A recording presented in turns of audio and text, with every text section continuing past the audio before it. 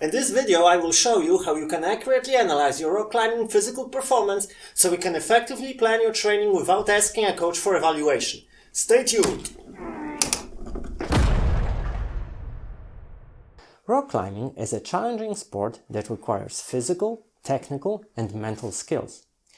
As a beginner, you may notice rapid progress, but eventually you will likely encounter a plateau. At this point, climbers start looking for ways to break the stagnation. They might get various recommendations like, you need more finger strength, you gotta develop your endurance, your technique sucks, or just climb more.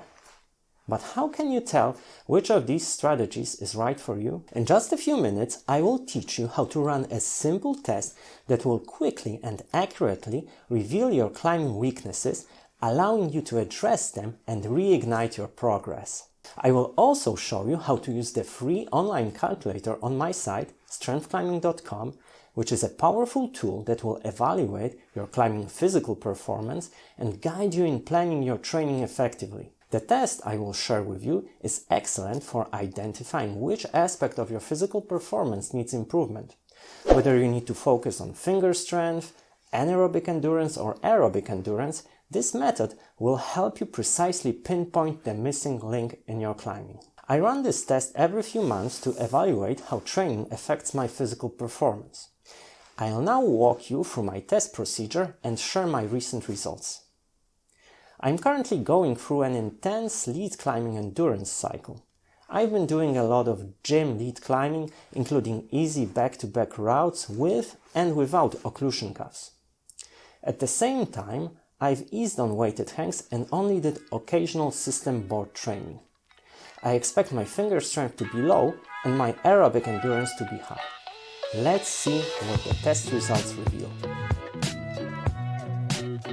To ensure that the evaluation is meaningful, taking 2 to 4 days of complete rest from climbing training is essential. This rest period is not just a break. It's a crucial part of the process that allows your nervous system and muscles to recover from intense training sessions. Failing to take this time off can lead to accumulated fatigue, negatively impacting your results and potentially leading to false conclusions. Using a grip strength meter is a reliable way to determine if you are well rested for the tests. This tool provides a clear indication of your readiness for the evaluation. Take a few days off from training and in the morning measure the maximum force you can apply while squeezing the handle, like this.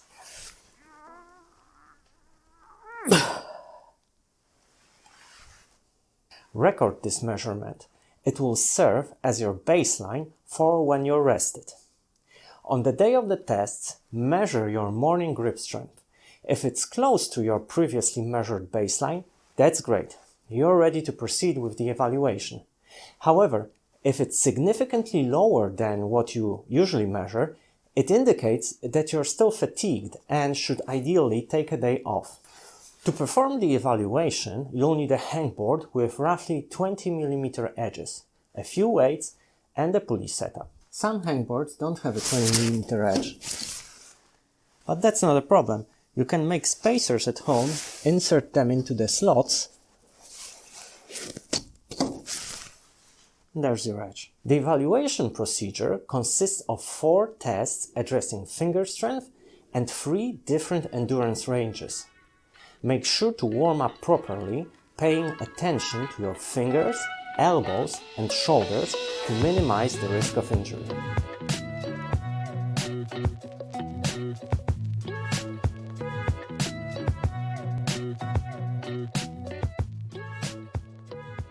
First, you must measure your 7-second maximum finger strength, or MVC7.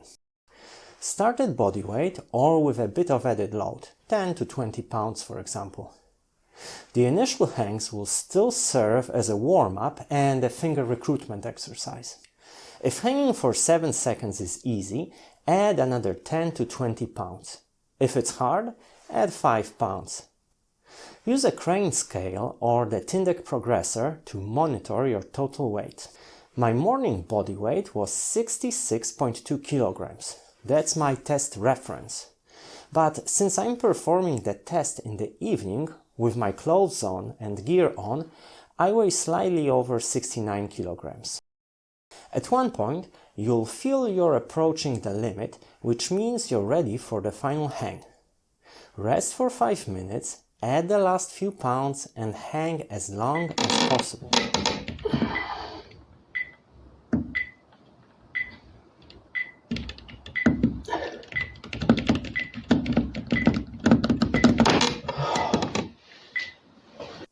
Recalculate the result to MVC7 according to the table on the screen.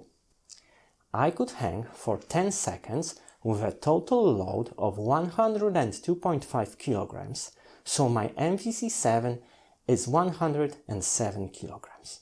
That's an excellent method of finger strength testing because you can use submaximal loads and don't need to hit the 7-second mark precisely.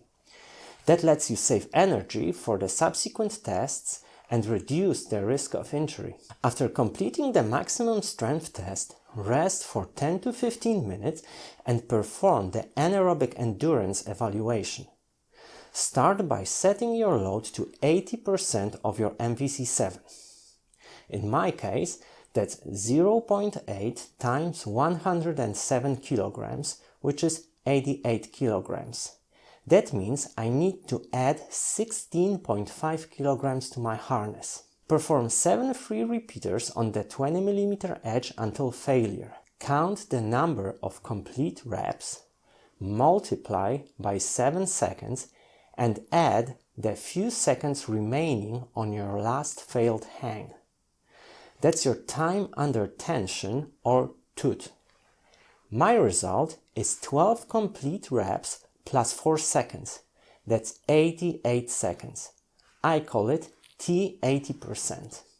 The anaerobic alactic endurance test is short, so after recovering for 15 to 20 minutes, you should be ready to measure your anaerobic lactic endurance. Calculate 60% of your MVC7, rerun the measurement and write down the result. My 60% MVC7 is 64 kilograms, so I need to reduce my weight by 5 kilograms.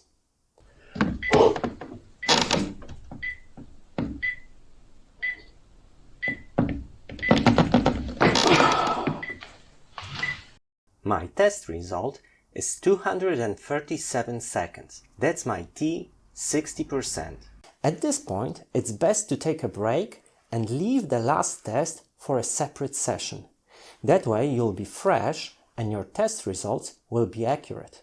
After resting for at least an hour and ideally until the next day, it's time to perform the aerobic endurance test. You can run the test at 45, 50 or 55% of your MVC7 depending on your fitness level. For most climbers, 45% is the best choice, but veteran lead climbers may be better off running the test at 50%.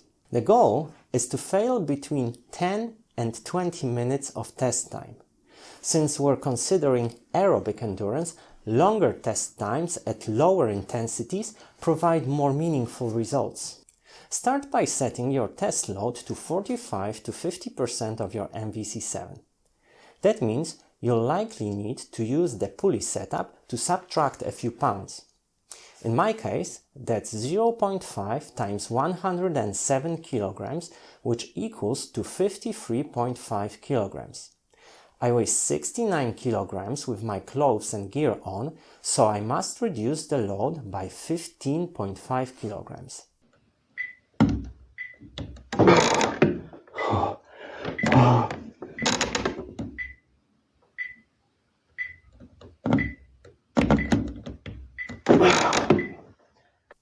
My result is 468 seconds. Now you have all the needed data.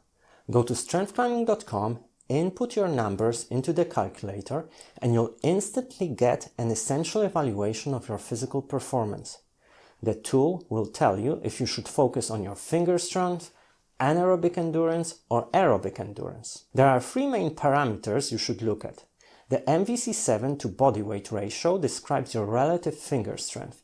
This parameter is crucial for boulderers and advanced lead climbers who aim at 513 and above. The second parameter is your W prime. This figure tells you how well developed your anaerobic endurance is. This parameter is essential for bouldering and climbing steep, sustained sport routes. Finally, the last significant value is the critical force to MVC7 ratio. That's particularly useful for lead climbers, but boulderers can also improve their aerobic capacity, which lets them recover faster between attempts. It looks like both my anaerobic and aerobic endurance are pretty well developed. I should devote more time to finger strength training if I want to further improve my climbing game. I'll review these results in depth in the upcoming videos. If you want a better understanding of your climbing performance and learn what your red point climbing level might be based on your physical parameters, considering using the premium version of the calculator available on my website. If your predicted red point level is higher than what you climb in reality, that might indicate that you should focus less on physical development and devote more time to honing your technique, getting more experience in different climbing areas, and improving your mental game. On the other hand, if the result you get from the app is lower than what you can red point, that could mean that you're making up for your physical shortcomings with experience and excellent technique. So focusing on developing your finger strength and endurance can go a long way for you.